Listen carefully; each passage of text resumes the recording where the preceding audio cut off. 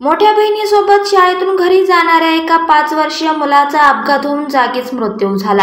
ही दुर्दैवी घटना बुधवारी सायंकाळी बेळगाव जिल्ह्यातील रायबाग तालुक्यातील कंकणवाडीच्या बाहेरील निपाणी मुधोळ राज्य महामार्गावर घडली। याबाबत अधिक माहिती अशी की बालक आपल्या मोठ्या बहिणीसह पहिल्यांदाच बुधवारी नागानूर शहरातील इंग्रजी माध्यमच्या शाळेला गेला होता। त्यानंतर परत घरी येत होता। यावेळी निपाणी मुधोळ राष्ट्रीय महामार्गावरील कंकणवाडी जवळ शालेय वाहन रस्त्याच्या बाजूला उभे करून दोन्ही विद्यार्थ्यांना उतरून वाहन पुढे गेले। सदर विद्यार्थी रस्ता ओलांडून घरी जात असताना मुलाला दुचाकीने जोराची धडक दिली। त्यानंतर पाठीमागून येणारे वाहन त्याच्या अंगावरून गेल्याने त्याचा जागीच मृत्यू झाला। अपघात झाल्यानंतर दुचाकी वाहनासह दुसरा वाहन चालक पसार झाला आहे।